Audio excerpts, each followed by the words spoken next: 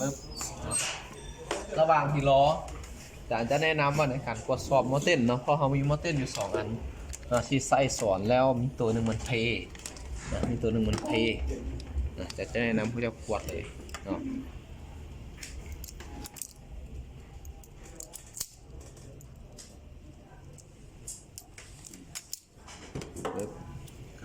ในการตรวจสอบการทดลองโมเต้นเขาก็จะเบิ่งพวกโมเต้นเนาะมี B L E บ่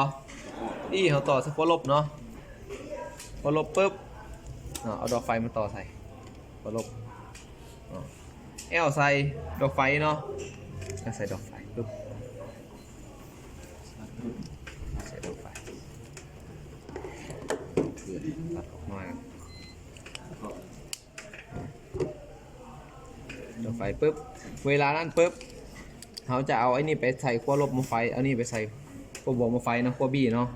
ทดลองเบิ่งโมเต้นถ้าดอกไฟมันหุ่งหรือมันเต้นเนาะแต่ปกติถ้ามันบ่หุ่งก็คือเพถ้ามันหุ่งโมเต้นก็เพคือกันเนาะตัวนี้เนาะอันนี้ปกติเห็นป่ะนี่เนาะใส่งานได้ปกติเนาะอีกตัวหนึ่งเนาะปึ๊บปกติละตัวนี้มาเนาะก็เบิ่งขาอยู่นี่เนาะอีเนาะ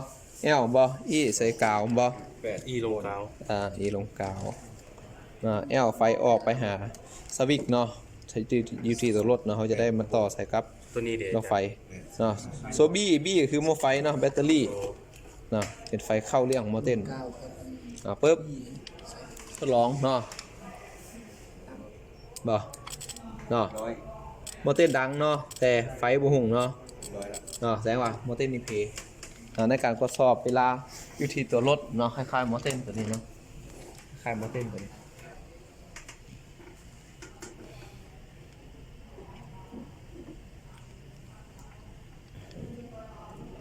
หัวมึงอ่ะ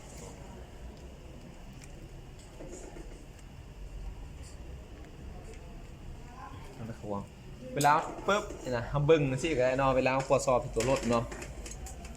อันนี้ก็ B อยู่นี่ E อยู่นี่เนาะ L อยู่นี่เนาะเวลาตรวจสอบปุ๊บเนี่ยเนาะถ้าเขาเอาไฟมีไฟเข้ามาแล้วปุ๊บเนาะมีกาวแล้วปุ๊บว่า L เนาะเขาจะเอาดอกยางไฟเขาไม่แย่สิกว่า L ถ้าดอกยางไฟเขาก็พี่แป๊บเนาะแสดงว่าโมเต้นยังดีเนาะเวลา